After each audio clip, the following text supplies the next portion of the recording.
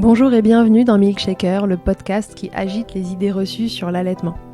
Je suis Charlotte Bergerot-Palisco, je suis la maman d'un petit garçon de 2 ans que j'ai allaité durant 1 an et je suis la créatrice de ce podcast. Dans la vie, je suis ostéopathe et spécialisée en périnatalité. Je m'occupe des femmes en général, de leur désir de grossesse à leur postpartum, des bébés et des enfants. J'accompagne spécifiquement certaines problématiques d'allaitement en libérant les bébés des tensions qui les empêchent de téter correctement, permettant un allaitement serein pour la mère et l'enfant. Au fil des consultations, je me suis rendu compte que le principal frein à l'allaitement, c'était le manque d'informations, de partage d'expériences et de vécu dans une société où l'allaitement n'est pas une norme. Je vous propose donc d'interroger avec moi des mères et des pères sur leurs expériences, mais aussi de vous informer auprès de professionnels spécialisés en allaitement. Mon objectif est simple, vous informer, vous donner des clés pour faire des choix en conscience, banaliser l'allaitement sous toutes ses formes, vous le rendre plus accessible, plus facile et alimenter ce fameux village dont on a tant besoin pour élever un enfant. Si vous aimez ce podcast et que vous souhaitez le soutenir, c'est très simple.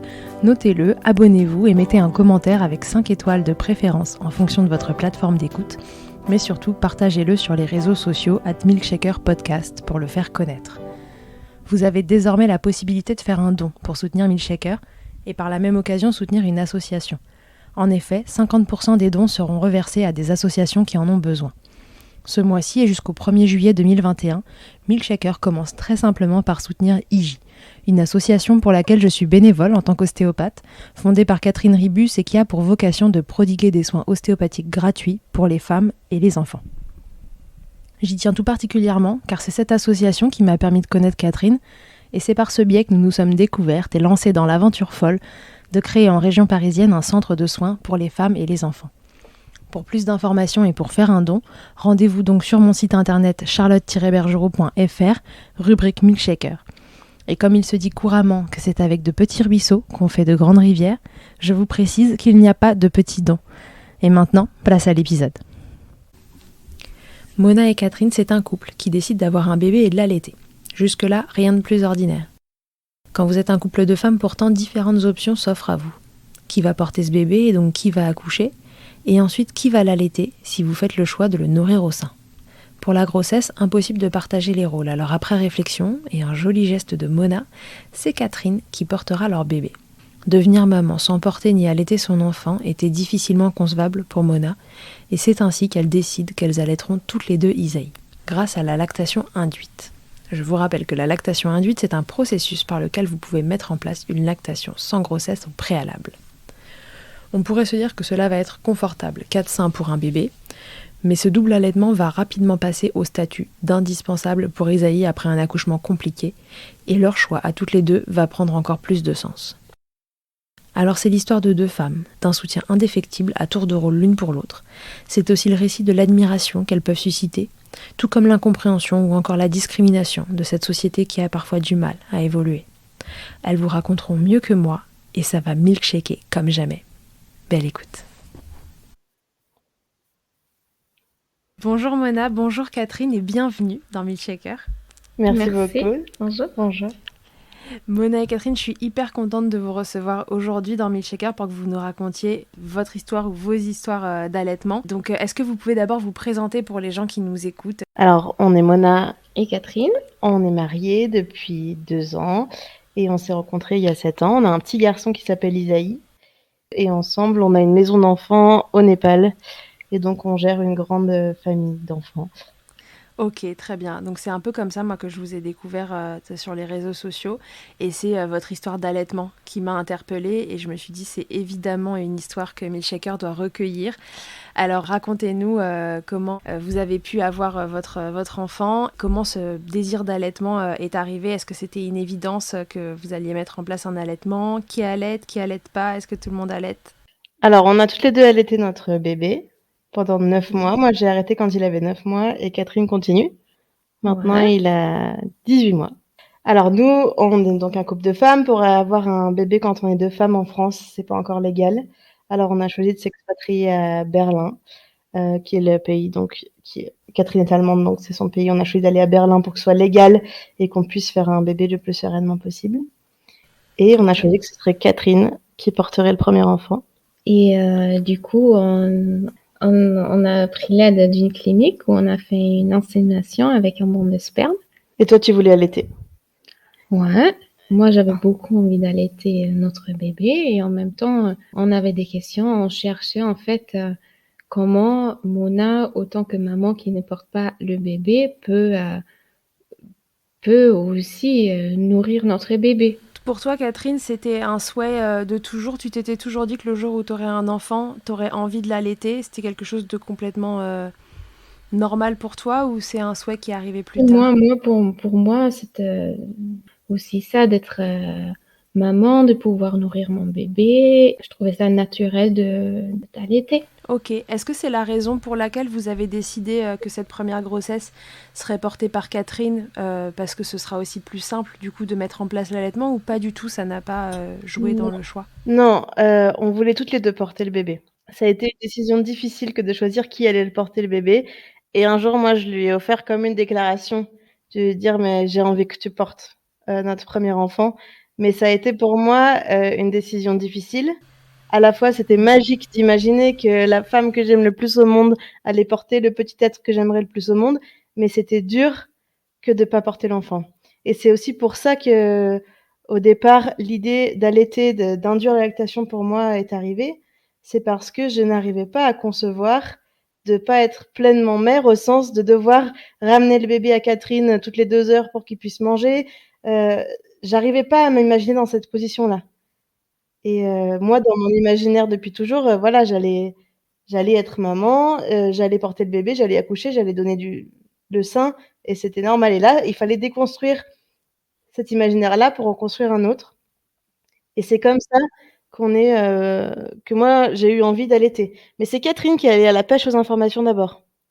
Moi, par hasard, au début de la grossesse, j'avais rencontré un couple de femmes qui racontaient qu'ils avaient pris des tisanes et que du coup, la mère non porteuse, elle avait des gouttes de lait, voilà. Et j'étais intriguée d'en apprendre plus.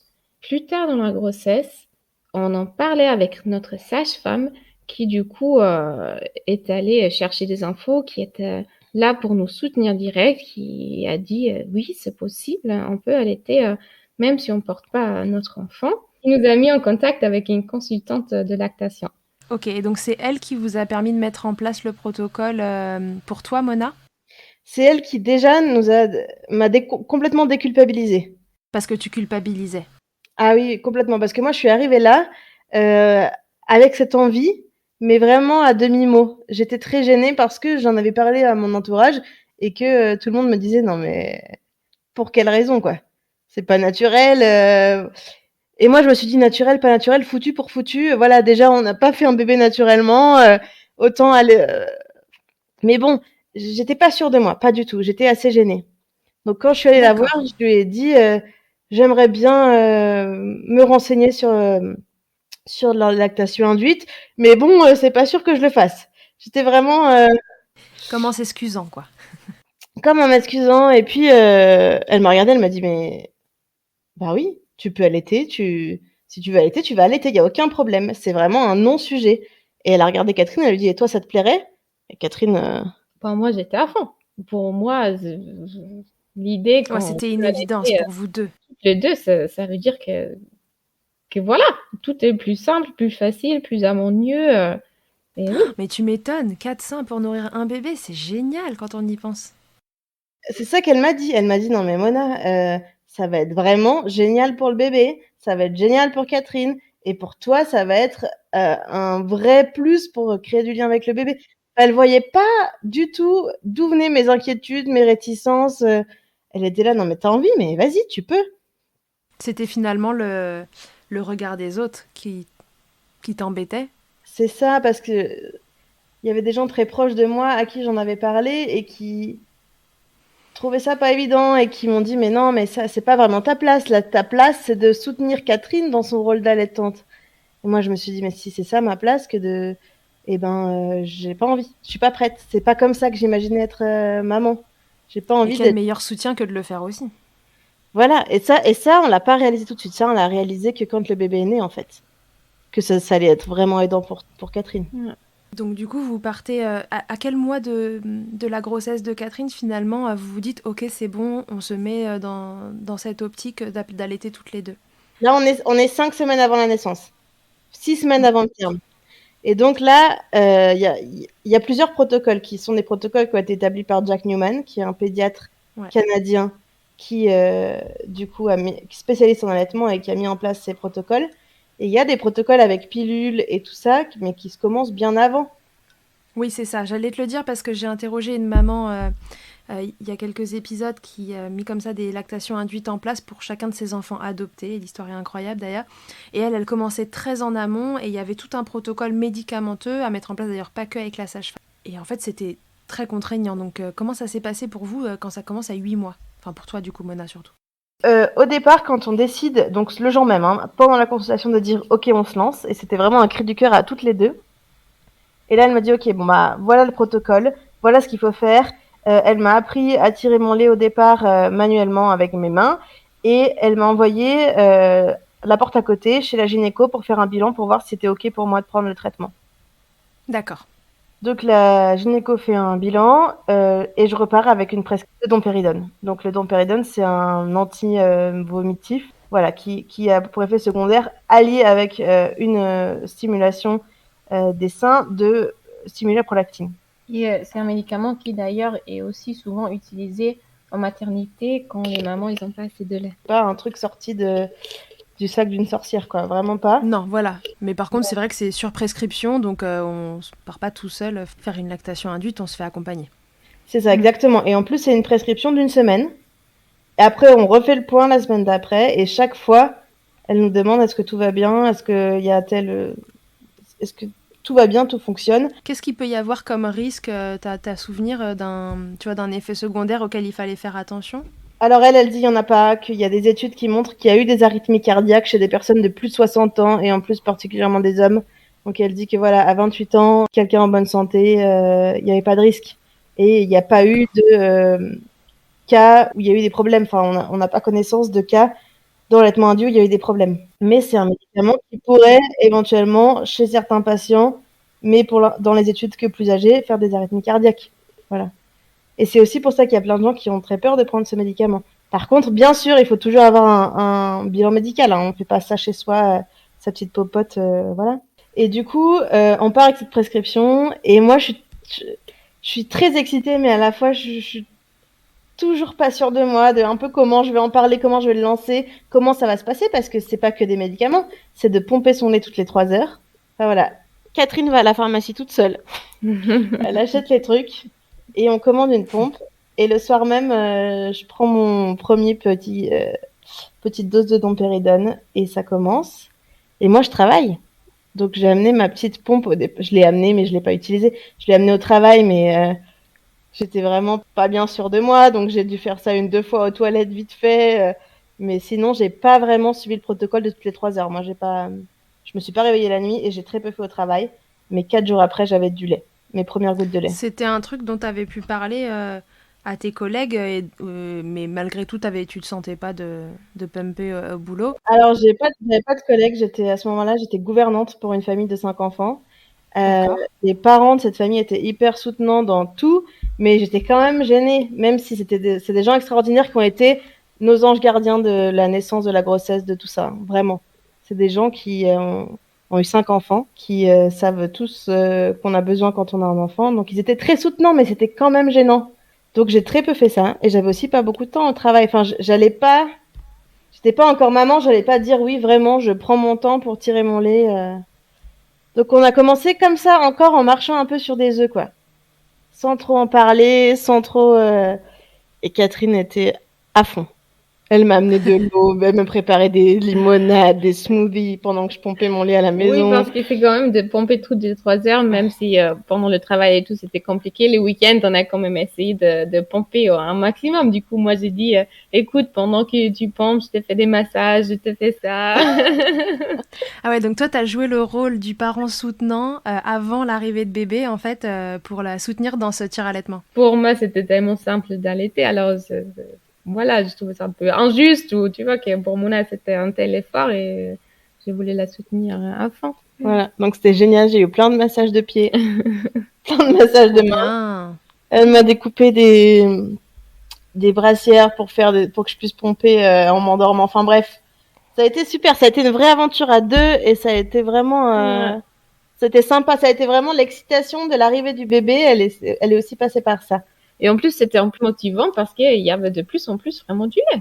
Ouais, c'est ce que j'allais dire. À quel moment finalement ça s'enclenche Tu sors de chez la sage-femme, Catherine elle va chercher le tire-lait, toi tu commences à prendre le médicament et au bout de combien de temps il commence à y avoir du lait 4 jours. Les premières gouttes. Ouais, ça va hyper vite. Quelques gouttes. Les premières gouttes. Mais la première goutte, c'est la plus importante. Ouais. La première ouais. goutte, c'est vraiment celle qui vient te dire c'est en train de marcher, ton corps il est avec toi.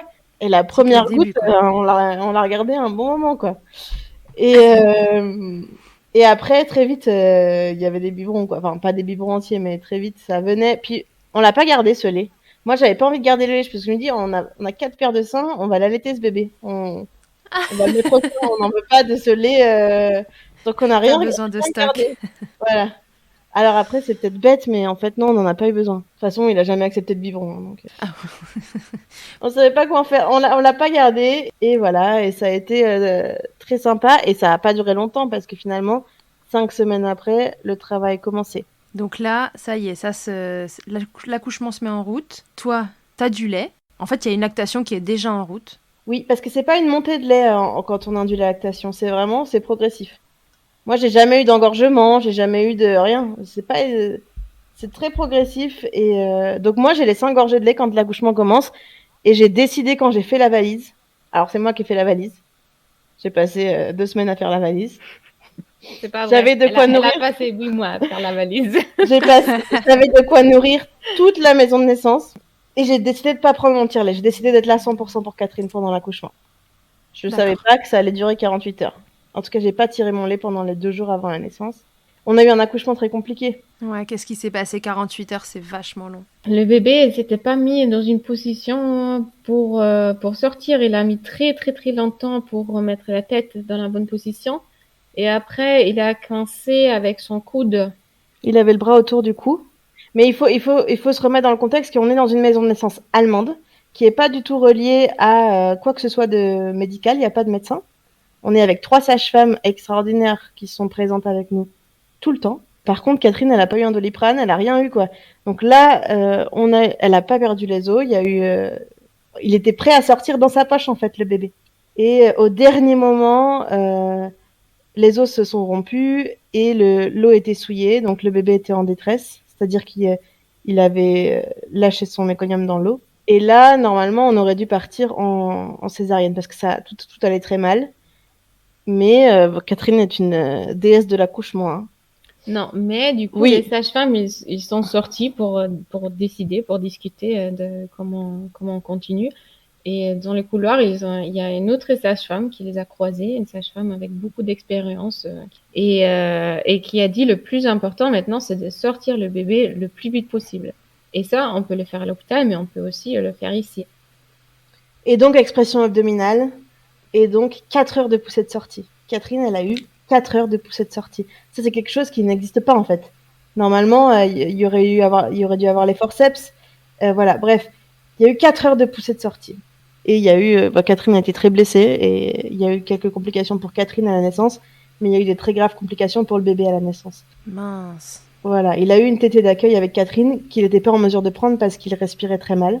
Et après, tout le monde s'est occupé de Catherine, qui faisait une hémorragie, et moi, j'ai essayé de donner ma tétée à moi au bébé, mais il allait pas bien du tout, et ensuite il a été amené en réanimation, et Catherine, elle n'a pas vu le bébé jusqu'à 20h le soir. Donc il est né à 15h18, Catherine est arrivée à 20h30 aux soins intensifs.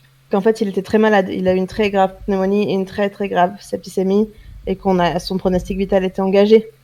Ah oui, carrément, d'accord. Voilà. Donc à ce moment-là, notre projet de co-allaitement, machin truc, c'était plus du tout une question. C'était Isaïe était en réanimation, tout seul, parce que moi j'étais dans le couloir, Catherine était toute seule en maison de naissance. Ensuite soins intensifs, ensuite on le voyait plus de toute façon, il était intubé, et voilà. Et ensuite on n'a pas eu le droit de le toucher pendant 24 heures. Donc il n'y a pas eu tout notre plan d'accouchement naturel et pour le bien-être du bébé, pour que ce soit le plus doux possible, ça n'a pas marché. Ok. Donc du coup, vous récupérez votre bébé qui va un peu mieux à quel moment? C'est-à-dire, il a respiré tout seul 24 heures plus tard. D'accord. Jusque-là, il a été nourri par une sonde avec. On sait pas en fait, parce que Catherine a été hospitalisée de son côté en gynéco. Et moi, j'avais quasiment pas de lait au début, comme j'étais très très très faible. Elle avait perdu beaucoup de sang, voilà. Elle a été hospitalisée, mais bon, ils se sont pas occupés d'elle. Et moi, je suis restée avec le bébé en soins intensifs et j'ai pompé toute la nuit. Donc j'ai fait plein de biberons. Mais le lendemain matin, on est quand même venu me demander mais à qui ce lait? Parce que c'est vrai que c'était étrange d'avoir du lait. Et derrière notre dos, il y a eu une réunion avec celle qui était responsable de l'allaitement et qui était responsable, la cadre infirmière en fait, qui a pris la décision de pas donner mon lait au bébé. Elle est rentrée dans la chambre, elle a dit à partir de maintenant, ça sera plus possible de donner le lait de Mona à notre bébé parce que on ne sait pas qui c'est comme le lait d'un étranger, on peut pas donner n'importe quel lait au bébé. Et du coup, moi, je lui ai répondu comment ça, lait de l'étranger, on est deux mamans de notre bébé et on veut bien que le bébé ait ce lait là. Parce que s'il lui donnait pas ton lait à toi, Mona, il lui donnait des préparations commerciales pour nourrissons. Voilà. Donc ils nous ont demandé, on dit c'est ok pour les materniser, et moi j'ai dit c'est ok si sa vie est en danger et qu'il a besoin de ça, mais qu'est-ce qu'on fait avec le lait que j'ai préparé pour lui? J'ai eu du mal à réaliser en fait que j'étais en train de me faire éjecter du processus de parentalité complètement en fait. Ça a mis du temps à monter, et en plus de toute façon moi j'étais dans un état de choc traumatique. Moi j'ai pleuré pendant 24 heures, j'ai très mal vécu l'accouchement. Et clairement très mal vécu la réanimation. Catherine n'était même pas encore revenue de ses esprits. Catherine n'a pas du tout réalisé que le bébé était malade. Donc, alors que clairement on pouvait pas le toucher, qu'il était branché de partout, qu'il était en grave déprivation d'oxygène, qu'il allait très très mal. Et qu'ils nous ont dit on sait pas comment ça va se passer, on sait pas la suite, on peut pas vous dire la suite. Ok, ouais, donc là vous êtes en état de choc, l'une est physique et psychologique et l'autre psychologique, quoi. Et du coup, nous, on n'a rien dit.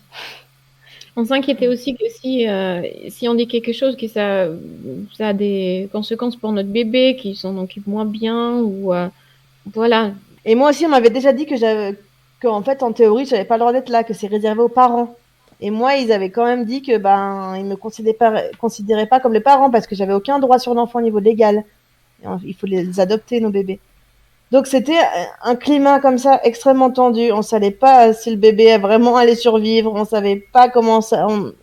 Voilà. Et donc moi, j'ai pas lâché le bébé. Je suis restée à côté tout le temps, presque.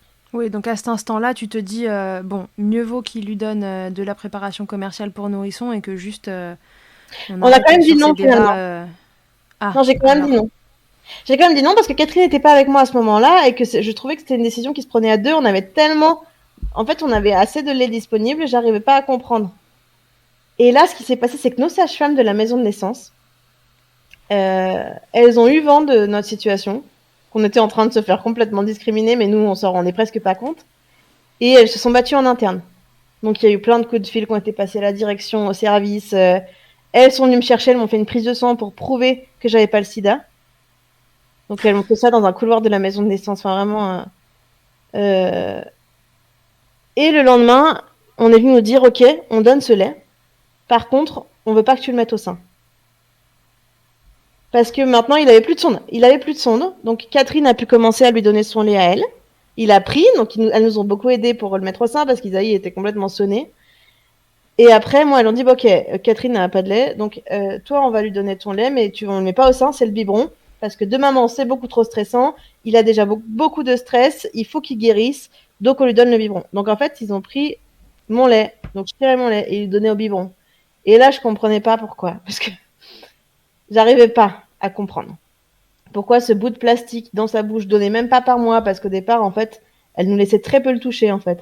Si on avait un deuxième enfant, on ferait différemment, mais là...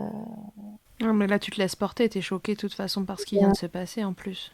C'est ça. Et donc, il prenait mon lait au biberon. Première fois que j'ai eu le droit de le prendre, qui s'est mis à respirer, tout seul. Et qui était vraiment apaisé. Donc, je me suis dit, c'est bizarre qu'elle se dise que moi, je cause du stress au bébé, parce que... Qu'est-ce que tu as eu l'impression qu'il y avait en fond, finalement? Tu as l'impression qu'est-ce qui se jouait il y avait de l'homophobie très grave de la part de cette dame, cette chef de service. Il y avait un désaccord dans l'équipe parce qu'il y avait une autre consultante en lactation qui, elle, était à fond avec nous, mais qui travaillait pas à ce moment-là. Donc, qui nous a aidés. Et il y avait aussi un désaccord de la part de la pédiatre, mais qui, elle, a rien dit. C'était une jeune interne pédiatre qui s'est occupée d'Isaïe et qui a organisé un peu notre changement de service. Donc 4 jours plus tard, on a changé de service et là, on avait le droit de rester toutes les deux avec lui. Et là, il n'y avait plus personne pour nous embêter. Mais c'était la personne qui était visiblement très homophobe qui Vous mettez des bâtons dans les roues finalement. Voilà. Et elle n'était pas que homophobe, parce qu'à un moment donné, il y avait une petite fille qui avait fait un dessin avec le prénom Isaïe et puis plein d'étoiles. Et elle commence à me parler, puis elle se rend compte que je suis française. Elle me dit « Ah bon? Mais vous n'êtes pas juive? Mais ça va alors ?» Et là, moi, dans ma tête, je me dis « Mais attends, mais la fille, elle est antisémite et homophobe, mais c'est encore plus grave que ce que j'imaginais, quoi. » Donc, j'ai pas répondu à ça, évidemment. Mais on s'est rendu compte qu'il y avait énormément d'animosité de la part de cette personne qui, malheureusement, avait un pouvoir de décision par rapport à toute l'équipe vis-à-vis de nous. Ouais. Et ça, par contre, c'était la minorité. Certes, elle avait un pouvoir de décision, mais il y a eu plein de gens qui ont été super avec nous. Il y a par exemple une consultante de lactation qui est venue nous voir juste avant qu'on a changé de service, qui nous a vraiment donné de la force pour que nous, on se sente parents et on se sente parents aussi en me disant que c'est nous en fait qui décidons ce qu'on a envie de donner à notre bébé. Elle nous a dit si vous avez envie d'allaiter votre bébé, c'est votre décision ce qu'il mange comme lait. Bien sûr. Mais voilà, c'était un peu tard, quoi. Ouais, donc du coup, vous passez 4 jours dans ce service avec une personne qui, malheureusement, vous met des bâtons dans les roues. Et une fois que vous... Donc là, pendant 4 jours, Isaïe prend ton lait à toi, Mona, dans des biberons, c'est ça? Le temps que ta lactation à toi, Catherine, puisse se mettre en place. Et j'imagine que ça a été un petit peu lent au démarrage, vu les événements juste après l'accouchement. Les premiers jours, j'avais aussi pompé parce qu'Isaïe n'était pas encore en mesure de prendre le sein. Et j'avais très très peu, disons même pas de lait. Et une fois qu'il s'était mis à téter, je sais pas combien de lait j'avais. Et, tout allait bien après, on pesait le bébé. Ouais. Après, on était en pédiatrie. Alors du coup, là, c'était difficile parce qu'il était toujours appareillé pour mesurer son taux d'oxygène, qui faisait des chutes permanentes. Sauf qu'il était plus relié à l'ordinateur du bureau puisqu'il était plus en soins intensifs. Donc là, ça a été compliqué parce qu'il sonnait en permanence et on était livrés à nous-mêmes. Il fallait appeler quelqu'un. Sauf que toute la nuit, en fait, personne venait. Il faisait des chutes, mais même à 80. Enfin, c'était très, très, très anxiogène, cette situation. On retournera plus jamais dans cet hôpital. Ouais, donc pas l'idéal pour un démarrage de lactation. Hein. Quand il y a autant de stress, un bébé qui tète pas au sein... Mais en même temps, c'était un peu la liberté qu'on avait gagnée parce qu'on avait notre petit espace à nous. Avant, dans l'autre service, moi, j'étais dans une chambre, Isaïe était dans une chambre et Mouna, elle était dans une chambre. Et là, on était tous ensemble dans un espace minuscule et... Ils étaient vivants, on était ensemble. Plus rien ne pouvait nous atteindre, en fait. C'était vraiment... C'était très anxiogène, mais ça allait. Et moi, j'ai pu mettre Isaïe au sein pour la première fois à ce moment-là, caché dans le service. Alors, Catherine, elle guettait un peu voir s'il n'y avait pas des infirmières. C'était ridicule, hein. Voir s'il n'y avait pas des infirmières qui arrivaient, voilà. Et j'ai fait mon premier pot à pot, parce qu'avant, en soins intensifs, elles avaient dit non. Elles avaient dit ça, c'est que pour les mamans. Et donc, j'ai fait mon premier pot à pot avec mon fils. Et lui, il a pris ça, mais vraiment comme... tout naturellement, il s'est endormi, il était bien, il nous montrait qu'il était bien avec nous. Donc là, en fait, on le laissait plus dans la couveuse. On était toutes seules, livrées à nous-mêmes, on faisait ce qu'on voulait. Il était sur nous en permanence. Et voilà, c'était le début quand même de la liberté, même si après, il y a eu d'autres problèmes. Il a convulsé, enfin bon. Mais c'était notre cocon à 3 qui démarrait quand même. Donc Catherine, toi, à ce moment-là, t'as pompé combien de temps avant de pouvoir le mettre au sein? Pompé encore, mais en fait, on essayait, on faisait un peu n'importe quoi. On le mettait au sein, on pompait, on essayait, parce que normalement, il y a un protocole après la naissance pour le co-allaitement. C'est-à-dire que quand l'une donne, l'autre doit pomper. Donc on a fait ça un peu au début, mais en fait, finalement, on a très vite lâché, on s'est très vite dit, mais en fait, ça marche. Catherine, sa montée de lait est arrivée, ça allait à peu près au niveau du lait, et on a lâché, en fait, tous les protocoles. On a fait comme on voulait, donc c'était à qui avait le sein plein. On n'a plus jamais tiré après ça. Donc on a peut-être fait les premiers jours, mais après on n'a plus jamais fait. Ok, donc là, dès que vous arrivez en pédiatrie et que vous êtes à peu près tranquille et que vous êtes tous ensemble, c'est parti pour de l'allaitement exclusif au sein. Voilà. Est-ce que ça a été facile pour Isaïe de prendre le sein? Est-ce que ça a été une évidence ou est-ce qu'il y a eu des difficultés au démarrage, des douleurs pour l'une ou l'autre ou les deux? Ben, non, démarrage avec Catherine, oui, ça a été difficile, mais ça, c'était encore en soins intensifs. Arrivé en pédiatrie, quand il prenait bien avec Catherine, il a très bien pris avec moi. Et il n'y a plus eu aucun problème au niveau de l'allaitement. Qu'est-ce qui était difficile au démarrage? C'est qu'il n'était pas bien, il était encore très fatigué, il avait du mal à s'accrocher. Ils lui ont donné un peu de sucre pour qu'il comprenne. Enfin, ils ont essayé de lui faire comprendre comment ça marchait de téter, voilà, mais ça a pris quoi, 3/4 d'heure et après c'était bon. Hein. Et là, on était avec la géniale, avec la consultante en lactation qui était à fond avec nous. Donc c'était un plaisir, même si ça marchait pas, ce moment-là, c'était quand même la fin de la sonde, voilà. Et après, moi, il a pris tout de suite et après, il a plus jamais, et il a jamais fait de différence. Il était content avec n'importe quel sein. Oui, c'est ce que j'allais vous demander. Est-ce que vous aviez l'impression qu'il y avait des choses différentes entre un allaitement et l'autre? Enfin, en fait, c'est le même allaitement, mais d'une personne à l'autre, d'un sein à l'autre. Ben, pour toi, c'était beaucoup plus rapide que pour moi. Catherine, elle faisait tétée de 15 minutes. C'est vrai. Mes tétés, c'était plus court. Je pense que mon lait, il coulait plus vite. Il s'étouffait un peu au début même. Ouais. Et moi, c'était des tétées très longues. Moi, j'allaitais pendant 1 heure. Et voilà. Et à la fin, il était rassasié pareil, mais c'était pas le même fonctionnement. Et lui, ça lui allait très bien. Lui, Est-ce que c'était peut-être lié au fait que, tu sais, toi, comme tu le disais tout à l'heure, Catherine, avec la lactation induite, ça se met en place vraiment tranquillement par palier.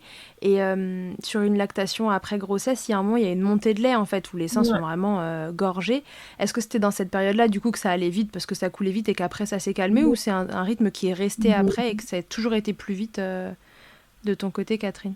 J'avais toujours beaucoup de lait, en fait. Et il tète pas longtemps. Il tète 10 minutes et après, il est bien. Il a assez bu. Et moi, c'était toujours des longues tétées. Ouais. Non, c'était comme ça. Et ça nous allait bien, en fait. Mais du coup, on a eu un enfant qui, dès qu'on est rentré à la maison, donc 9 jours après. 8 jours. 8 jours après. Ouais. Dès qu'on est rentré à la maison, on a eu un enfant qui était extrêmement satisfait, quoi. Donc, il était très souvent au sein de l'une ou l'autre, mais il a quasiment plus jamais pleuré. Et il a sûrement jamais pleuré de faim. Il avait toujours assez de lait. Jamais pleuré parce qu'il avait faim, ça c'est sûr. Il était très très apaisé. Très très apaisé. Est-ce que vous aviez défini, je sais pas, une sorte de rythme à tenir entre l'une et l'autre pour que ce soit à peu près égal, pour que les lactations s'entretiennent, ou juste parce que c'était un souhait que ce soit complètement égalitaire, ou non, juste vous vous êtes laissé porter, toi t'es là, après c'est ton tour, comment vous avez fait? Alors, déjà la nuit, on s'était partagé la nuit, ça veut dire que Mouna, elle faisait la première partie, moi j'ai pu dormir, et après moi j'ai fait la deuxième et on a fait l'inverse. Ça c'était génial parce que ça nous a permis à l'une et à l'autre de quand même dormir un peu. Et après la journée? Et la journée, on faisait vraiment à qui avait du lait, à qui en avait envie, à qui était prête, et on a suivi aucun rythme, on n'a rien calculé, c'était le plus naturel qu'il soit. C'était vraiment simple et sympa. Ok, et alors du coup, on s'en doute, mais c'était quoi le principal avantage à être deux, à pouvoir nourrir un bébé? C'est que l'une et l'autre, si on avait besoin de faire des courses, on a pu sortir sans qu'on s'était inquiété si le bébé va se réveiller, elle va avoir faim parce qu'on savait, oui, qu'il y a du lait à la maison. Mais c'était même pas ça. À la base, on n'est pas sorti faire des courses. À la base. Oui, c'est vrai. À la base, Catherine a eu des grosses complications postpartum. Et Catherine, elle était sur son camp du canapé, en fait, pendant bien 6 semaines. Voilà, elle pouvait pas se lever pendant 6 semaines. Ah ouais, quand même, 6 semaines, c'est hyper long. Ouais, donc là, t'étais alitée. Et moi, je pouvais la laisser dormir, je pouvais nourrir le bébé, je pouvais... Et puis Catherine, elle pouvait récupérer. On n'a pas eu des grosses crevasses énormes tout de suite. En fait, on s'est dit que si moi, j'avais pas allaité, personne n'aurait pu allaiter. Dans la situation dans laquelle on était. Ouais, ça a permis en fait d'avoir un allaitement tout court parce que toi, Catherine, t'étais pas du tout en forme et toi, toute seule, ça aurait pas été jouable. Ouais. Pas du tout. Parce que moi, j'avais pas la force de l'allaiter tout seul parce que j'étais très affaiblie encore bien après la naissance. Donc finalement, heureusement que vous aviez mis ce protocole en place. Ah mais heureusement. Heureusement. Ce truc qui devait s'avérer être un bonus et une façon pour toi d'être tu vois, en entier dans cette parentalité, dans cette maternité plutôt, en fait, c'est devenu indispensable. C'est devenu indispensable. Et en fait, moi, je me suis rendu compte à ce moment-là que, à la base, l'allaitement induit, je pensais que c'était pour moi, que c'était un besoin égoïste pour trouver ma place en tant que mère, parce que j'avais des inquiétudes par rapport à ça.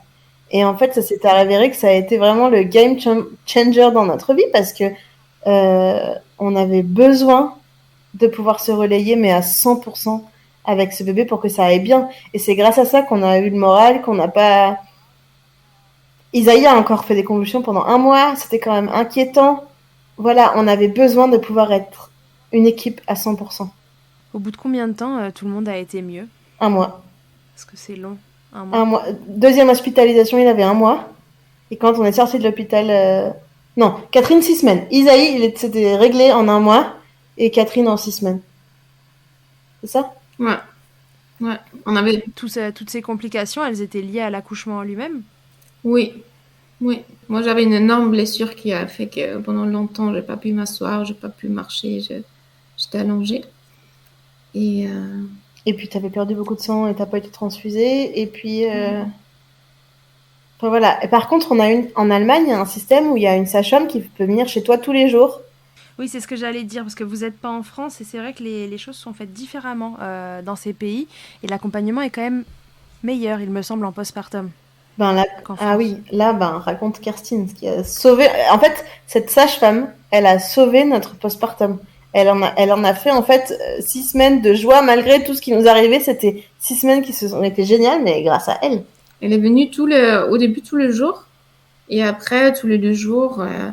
Et elle s'était installée là, chez nous.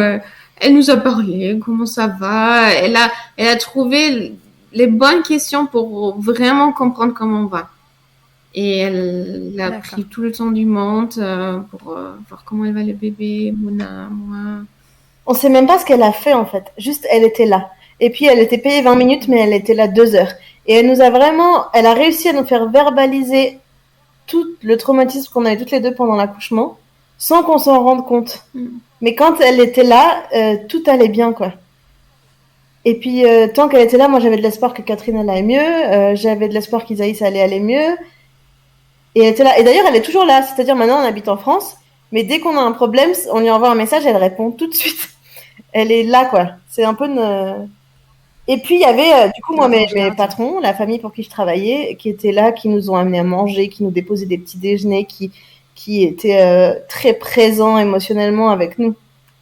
On a eu notre petit village qui a tout changé, en fait. Ok. Ouais, et ça, ce village, il est hyper important autour de l'allaitement aussi pour le maintenir, parce que j'imagine que pour toi, même si physiquement t'allais bien, cette situation avec un bébé qui a encore des problèmes, Catherine qui était alitée, voilà, c'est pas non plus l'idéal. Finalement, ça a dû beaucoup reposer sur toi. Ouais, moi, j'étais très, très inquiète tout le temps de ce qui allait nous arriver, en fait. J'en revenais pas. Je pensais vraiment que tout irait, mais bien, j'étais pas prête. Pourtant, moi, pour Catherine, qui voulait un accouchement 100% naturel, j'ai fait une formation de doula pour elle. Donc moi, je faisais ma formation de doula, j'étais très informée, mais j'étais pas prête au choc émotionnel que ça pourrait être. Et que ça pouvait être. Et du coup, moi, j'étais très inquiète pour Catherine, qui en plus avait pas envie d'aller voir des médecins. Enfin, c'était très pesant. Et puis, à un moment donné, tout allait mieux, quoi. 6 semaines. Est-ce que quand dans ces moments pesants, question de laisser tomber l'allaitement s'est posée ou pas du tout? Pas du tout, parce que c'était le truc qui marchait bien, qui posait pas de... Moi encore, ça me semble plus compliqué d'aller chauffer du lait pour faire des biberons que de mettre le bébé au sein. Ouais, c'était le point d'ancrage, le truc qui fonctionnait. Ouais, ça marchait hyper bien. Et du coup, moi, alors à 6 semaines, on a décidé, alors Catherine, elle pouvait toujours pas s'asseoir, mais on a pris l'avion, on est allé voir ma famille en France. Et moi, j'avais tout annulé, et ça a été vraiment la décision de Catherine de dire non, mais on y va, là, j'ai besoin de... En fait, on avait besoin de présenter ce bébé dans la joie, parce que Isaïe, il est né, personne n'a crié de joie, quoi. Tout le monde était extrêmement inquiet, est-ce qu'il va vivre, est-ce qu'il va pas vivre, et ça a été très dur pour moi que ce moment, il n'ait pas existé, ce moment d'accueillir l'enfant dans toute une famille, dans le bonheur, c'est le premier enfant partout, hein. C'est le premier enfant de sa génération, de tous nos côtés. Et voilà. Et donc, on a pris l'avion et on est allé en France. On a fait une surprise. Et à partir, en fait, de ce moment-là, tout allait mieux, quoi. Ouais. De changer l'environnement, de voir la joie de la famille, d'être entouré par... Isaïe a pas pleuré pendant une semaine entière quand on était en France. Et c'était vraiment trop bien de repartir sur ces bases-là. Sur ça y est, il est présenté, il fait partie de cette famille-là, il va bien, Catherine va mieux, on commence, quoi. C'était une deuxième Voilà. naissance. Et après, moi, je reprenais le travail, par contre. On est éducatrice, mais là, moi, en Allemagne, j'étais gouvernante pour une famille de 5 enfants et Catherine est éduque en crèche. Moi, je reprends le travail quand il a 6 ou 7 semaines, ouais. Déjà, normalement, j'avais que 11 jours de congé. Mais la famille pour qui je travaillais a dit non, mais de toute façon, je ne pouvais pas revenir. C'était impossible de laisser Catherine toute seule. Elle ne pouvait pas se lever, quoi. Donc, à 7 semaines ou 6 semaines, j'ai repris le travail. Et Catherine, en fait, venait à mon travail, passait des heures là. Moi, je pouvais l'allaiter, du coup. Et Catherine est restée là sur le canapé. Et on était beaucoup ensemble, quand même. Vous êtes juste déportés de maison. Ouais, mais vraiment, ça s'est passé comme ça. Et il y avait un bébé aussi à mon travail ce petit bébé est tombé en amour pour Isaïe. C'était beau, tout marchait bien. Et là, mes patrons ont été, je dis mes patrons, c'est des amis maintenant, hein, mais ont été très soutenants là-dedans pour que Catherine soit pas seule à la maison, pour qu'Isaïe puisse continuer à allaiter. Ça s'est bien passé. C'était fatigant pour moi parce que je travaillais beaucoup, mais ça s'est bien passé. Ce qui était intelligent de leur part, puisque de toute façon, toi, tu avais profondément besoin d'être auprès d'eux. Il valait mieux que tu sois là une partie du temps. Enfin, finalement, ça arrangeait tout le monde si vous pouviez être et ensemble, et toi qui travailles. Ouais. Et ils étaient remplis d'amour, en fait, pour nous. Et ils ont souffert avec nous quand on n'allait pas bien non plus. C'était sympa. C'était vraiment... Ouais. C'était un peu des anges gardiens de Exactement. ce postpartum. Ah oui. Elle était là quand Isaïe est né et qu'il est arrivé en soins intensifs. Elle était là. Elle est rentrée en pleine nuit dans le service de néonat sans que personne la voie. Et elle m'attendait avec le panier de nourriture, des habits, des sous-vêtements. Parce qu'à la maison de naissance, on aurait dû rentrer dans la nuit à la maison. On n'avait pas du tout prévu de rester. On n'avait pas de valise pour la maternité en chambre. Et ouais. Et elle a tout préparé. Elle était là. Et c'était hyper important pour moi. J'ai des bras dans lesquels tomber à ce moment-là. Puis elle était là 10 minutes. Elle a trouvé une façon d'être là sans être intrusive. Juste être ce soutien qui te permet de continuer de rester debout et d'avancer. Voilà. À quel moment, toi, Catherine, donc tu vas mieux et vous pouvez, tu vois, toi, être avec Isaïe et Mona aller au travail sans vous. À quel moment tout ça se stabilise vraiment? Ça a commencé les vacances qu'on avait fait en France et où on était entouré par de la famille et ça commençait doucement à aller mieux. Et ça m'a donné l'espoir que à la fin, ça ira mieux. Parce que moi, je m'étais inquiétée que ça ira jamais mieux, comme ça a pris tellement de temps. Et comme il y avait personne autour de moi qui souffrait en temps, encore beaucoup de semaines après. Et quand j'ai vu qu'il y a une évolution et que ça va aller mieux, ça m'a donné l'espoir que oui, je vais guérir, je vais pouvoir marcher sans avoir mal. Et au bout de ce moment-là, ça allait doucement mieux. Après, quand Isaïe a 3 mois, on est parti au Népal. Parce que du coup, on a une maison d'enfants au Népal. Donc à 3 mois, on est parti au Népal. Et là, on était tout le temps ensemble. Avec tous nos enfants de la maison d'enfants. Avec, voilà. Et il y a le confinement. On était bloqués au Népal pendant 4 mois. Donc après là, on était ensemble. Ok, d'accord. Oui, donc finalement, il n'y a pas eu vraiment de moment où vous avez été séparés et que Catherine a eu à faire les journées seules, etc. Vous avez été réunis à peu près tout le temps. Et alors, bon, donc maintenant tout est en place. Catherine va mieux, Mona va bien, les 2 allaitements roulent et ce bébé se nourrit super bien. Qu'est-ce qui peut se passer pour cet allaitement dans les mois qui suivent? Toi, Mona, tu nous disais que tu as arrêté de l'allaiter à 9 mois. Ouais, bah moi, j'ai eu une opération en urgence. J'ai eu une infection de la vésicule biliaire, donc j'étais hospitalisée pendant une semaine quand il avait 9 mois. J'étais beaucoup trop faible pour maintenir ma lactation, c'est-à-dire j'aurais dû pomper parce que je pouvais pas allaiter.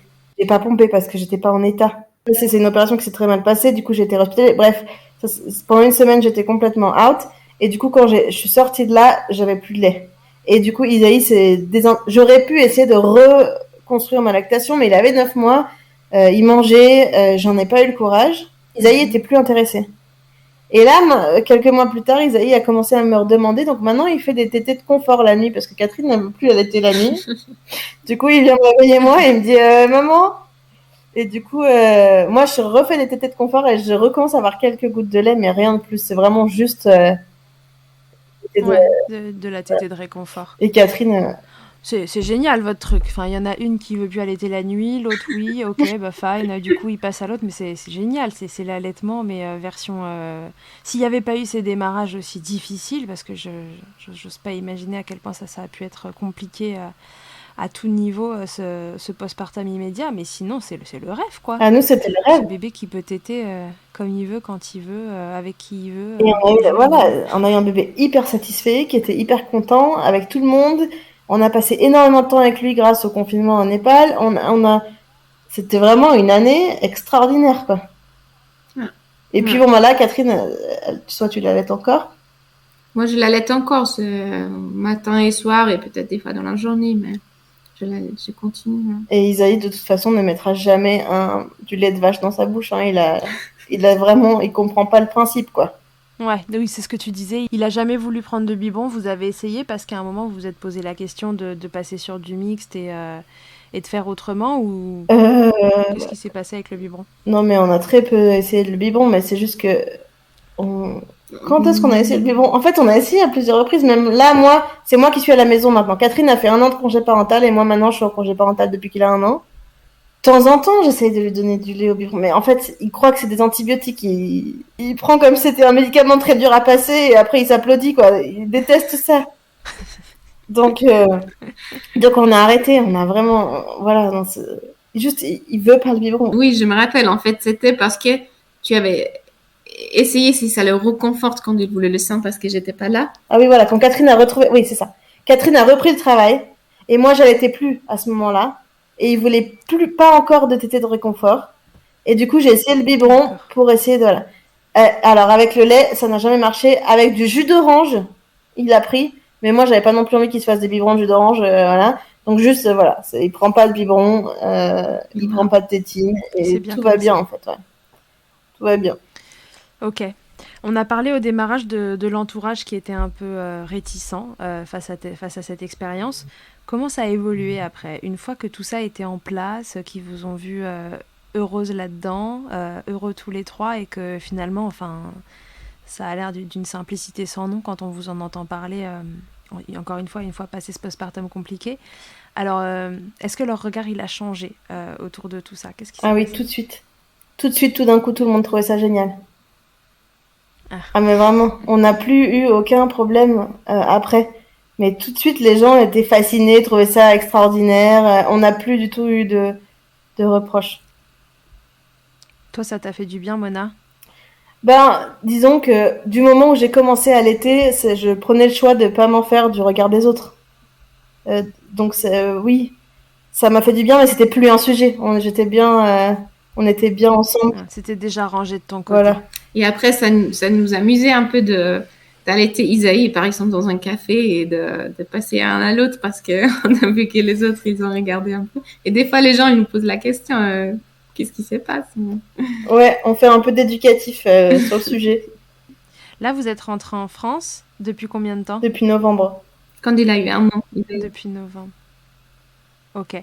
Quand vous disiez dans les cafés, on le faisait passer d'un sein à l'autre, est-ce qu'en Allemagne, la vision de l'allaitement, elle est différente en France? Moi, en Allemagne, je me sentais beaucoup plus à l'aise d'allaiter en public. En Berlin, je trouvais que ça choque personne, que c'est normal. On voit les mères allaiter dans les cafés ou dans les parcs. Et ici, j'ai l'impression d'avoir un peu plus de regard. Peut-être c'est lié aussi au fait qu'ils aillent les plus grands maintenant. Mais en fait, il y a quand même un truc simple, c'est qu'en Allemagne, le congé maternité pour tout le monde, il est d'1 an. Donc c'est très normal pour plein de mamans d'allaiter pendant 1 an, qui choisissent d'allaiter. Alors qu'ici, les femmes doivent retourner au travail beaucoup plus vite. Et donc c'est beaucoup plus dur que de maintenir un allaitement au-delà des 3-4 mois. Du coup, de fait, c'est rare de voir en public un grand bébé être allaité. Mais toi, Catherine, en même temps, tu t'en fous, tu allaites partout. Ouais. Voilà, nous, on s'en fout. En même temps, on est toujours ensemble. Je pense pas qu'il soit possible qu'on se fasse agresser pour l'allaitement. Non, je vous le souhaite pas. Et puis voilà, moi je suis persuadée, et c'est un peu l'objet de Milkshaker aussi, mais c'est que plus on en voit, plus ça devient normal dans la tête des gens, parce que c'est avec la récurrence de cette prise de conscience qu'à un moment, le prisme change. Donc non, c'est allaiter partout, tout le temps, c'est militant aussi. C'est ça. Et puis en plus, on n'a pas fini. En fait, on n'a jamais eu de plan de combien de temps il sera allaité. Bah, maintenant, c'est surtout entre les mains de Catherine et Isaïe. Ouais. Mais on n'a pas de... On verra, quoi. Il n'y a pas d'objectif final. Non, pour l'instant, ça nous va. Et si un jour, ça nous va plus comme ça, on verra. Ok. Si jamais un jour, il y a un deuxième bébé qui arrive dans votre vie, alors c'est quoi le plan cette fois? Vous inversez la machine et c'est toi, Mona, qui porte et vous refaites cette lactation induite, vous savez pas. Bah, lactation induite, c'est sûr. C'est sûr que ça sera les deux qui vont allaiter le deuxième bébé. Et si c'est moi qui porte le bébé, ce sera beaucoup plus simple pour Catherine parce que ce sera une relactation. Donc elle aura même pas forcément de besoin de ça. Après, la question ou non du deuxième enfant, c'est une question très compliquée à laquelle on ne peut pas encore répondre puisque nous, on veut pas faire de bébé clandestinement à aller à l'étranger. On admire beaucoup ces familles qui font ces périples à aller faire des bébés en Espagne et au Portugal. Nous, on est rentrés en France aussi parce qu'on pensait que ça y est, la loi, elle allait passer, mais elle n'est pas passée, quoi. Et donc, pour l'instant, on est très bien à 3. On a toujours envie de dire, tiens, est-ce on aura un jour une petite frère ou une petite sœur pour Isaïe? Mais on ne sait pas trop comment on va faire. Mais, voilà. Mais si bébé il y aura 2 paires de seins. Ça, c'est sûr. C'est trop pratique. On change pas une équipe. Voilà. Ok. Est-ce que cette expérience d'allaitement, pour vous deux, elle a eu un impact dans vos vies perso et pro? Est-ce que ça a fait changer des choses? Est-ce que ça a fait bouger des lignes? Juste un truc, c'est qu'on en parle quand même beaucoup. Et dans notre entourage ou à mes collègues du travail. Et on partage ce savoir parce qu'il y a aussi beaucoup de couples, de femmes qui sont dans la même situation que nous, qui savent même pas que c'est possible. Et on a envie d'en parler d'un maximum pour permettre aux autres aussi de vivre une aventure comme ça. Après, personnellement, ça nous a peut-être amené à affirmer nos choix et à les faire vivre nos choix en tant que parents. C'est-à-dire que, voilà, d'assumer nos choix en tant que parents tout le temps. Et c'est vrai que ça, c'est tellement extrême dans la vision des gens que d'allaiter à 2 son enfant que peut-être que quand on en est là, bah, plus rien ne nous fait peur dans les choix qu'on fait en tant que parents et que après, ça a été très important parce que nous, quand on était au Népal quand il a eu 3 mois, pendant 4 mois, tous les magasins ont fermé. Si on n'avait pas allaité, on a eu des problèmes vraiment pour trouver du lait pour le bébé. Ouais. Et on n'avait pas de couche du coup pendant 4 mois, mais pas de couche, ok, mais pas de lait, ça aurait été quand même différent. Donc on se serait retrouvé avec du lait de vache, de la vache du voisin, ça aurait été compliqué. Donc ça a eu un impact énorme que de pouvoir allaiter à 4 à ce moment-là, ça a été bien. À 400. Ouais, 4. À 400. À 2. On a trouvé 2 copines qu'on a embarquées dans l'aventure. Il nous restait 2-3 cachettes comme tu dit. Ok, vous donneriez quoi comme conseil à 2 mamans comme vous finalement qui nous écoutent alors et qui se posent la question? Nous, on dit osez. Osez. Faites-le. N'ayez pas peur du regard des autres ou de... Faites votre expérience à vous. Ouais, et puis arriver avec un petit livret d'informations à l'intention de l'équipe de la maternité pour pas vivre la même chose que nous. Mais vraiment, faites comme vous voulez et ne vous faites pas de soucis, quoi. Vous diriez que ça a été facile à mettre en place? Là, ça a été super facile. Ça a été très difficile. Effort. Mais un effort pour qui? Pour moi? De pomper. Oui, c'était un effort pendant 5 semaines, mais qui était un effort finalement assez plaisant parce que c'était très excitant. Ça a été facile. Moi, je trouve que ça a été facile, que ça a été assez fluide. Ok. Est-ce que y aurait quelque chose que vous voudriez me dire et que je vous aurais pas demandé, un truc qui vous vient à l'esprit avant l'interview Fast Milk? Parler des tisanes. Ah oui, absolument. C'est qu'il y a une légende urbaine au sujet de l'allaitement induit, que c'est possible de faire ça juste en mettant le bébé au sein ou en prenant une tisane de fenugrec. Il se trouve que ça ne marche pas. Et moi, j'ai rencontré plein de gens sur des forums qui ont du coup été mis en échec par rapport à leur projet d'allaitement induit, alors que c'est facile, d'accord, mais c'est quand même un process, c'est un engagement, parce qu'elles ont suivi des mauvais conseils. Et du coup, c'est très important pour moi que les femmes sachent, ou les femmes, ou oui, que les femmes sachent que il y a des protocoles à suivre pour que ça marche. Il faut pas attendre la naissance. D'accord. Par contre, si on veut allaiter alors que l'enfant est déjà né, mettons, on a un enfant prématuré et on n'a pas encore lancé, c'est possible aussi. Mais il faut suivre les protocoles. Et donc, il faut se faire aider par des gens qui savent vraiment de quoi ils parlent. Et c'est pas vrai que juste en aimant son enfant avec la montée d'oxytocine, on pourra allaiter. C'est pas vrai qu'en buvant de la tisane, on pourra allaiter. Et c'est pas vrai qu'en mettant son bébé au sein, on pourra allaiter. On aura 3 gouttes de colostrum et c'est tout. Et en fait, moi, c'est pour ça que je témoigne. C'est pour que les gens qui se lancent se retrouvent pas en échec à cause de mauvais conseils. Oui, comme plus généralement, les gens qui se lancent dans l'allaitement se retrouvent pas en échec avec de mauvais conseils qui leur sont attribués dans les démarrages. Ok, donc le conseil c'est on se fait accompagner si on a envie de partir dans cette aventure. On fait pas le petit chimiste à la maison. Et on suit des protocoles qui marchent. Donc le protocole de Jack Newman. Vous êtes prêtes pour l'interview Fast Milk, les Allez. filles, avant qu'on se quitte?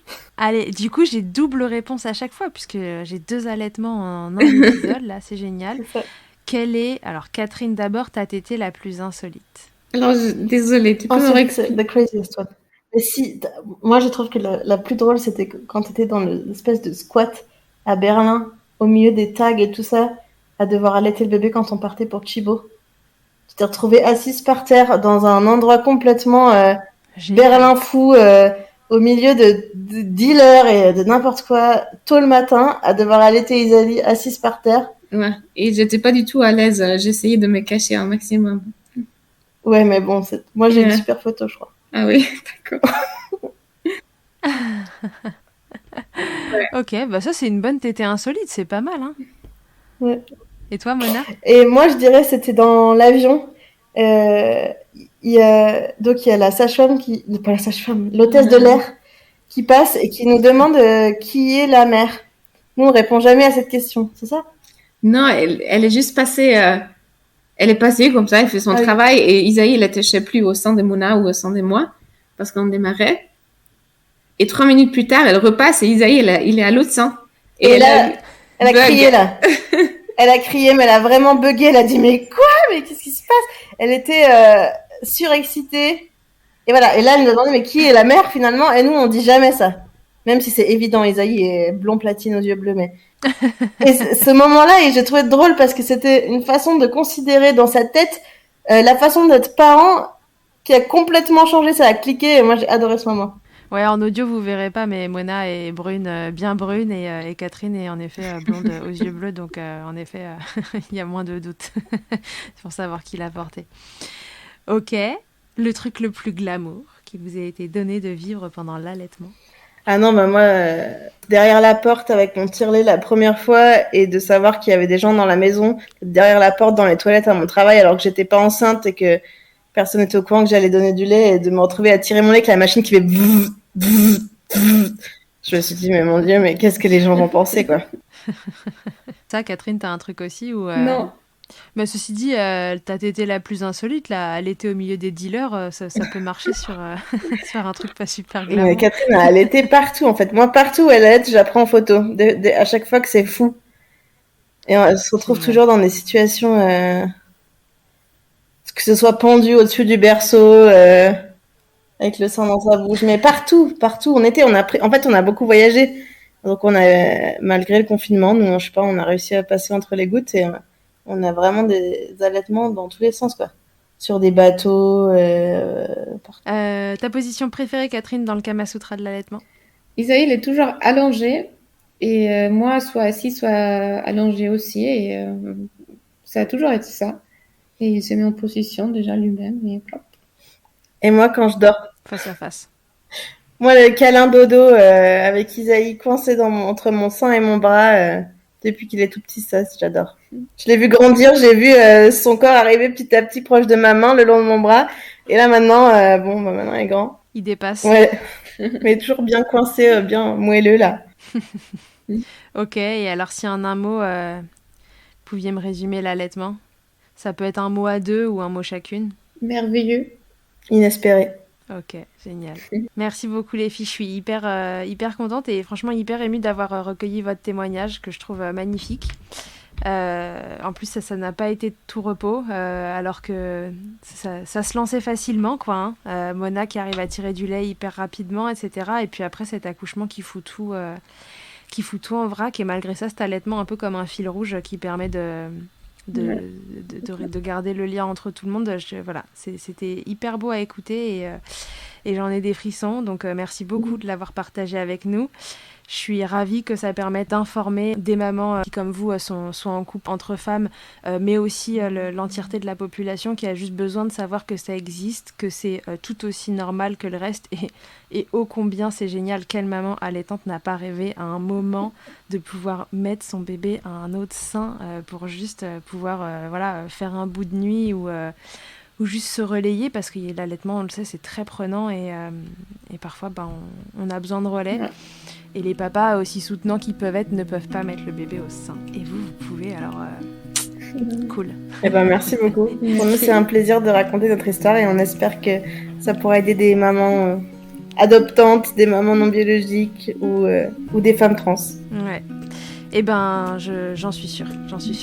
Ça va circuler. Alors, merci beaucoup d'avoir pris le temps d'en parler. Merci à toi. Je vous embrasse toutes les deux. Et puis, à tous et à toutes, je vous dis à très bientôt dans Milkshaker. Que ce soit votre première écoute ou que Milkshaker vous accompagne régulièrement, merci beaucoup d'avoir écouté cet épisode. Pour suivre l'actualité du podcast, ça se passe sur le compte Instagram du même nom ou sur mon site internet charlotte-bergerot.fr où vous trouverez tous les épisodes et la rubrique Milk Letters. On se quitte encore et toujours avec Emma, la voix officielle de Milkshaker et son titre I'll Be There, qu'on ne présente plus. Je vous dis à très vite pour un nouvel épisode. D'ici là, n'oubliez pas, prenez soin de vous, milkshakez autant que vous le voudrez et bousculons ensemble les idées reçues sur l'allaitement maternel.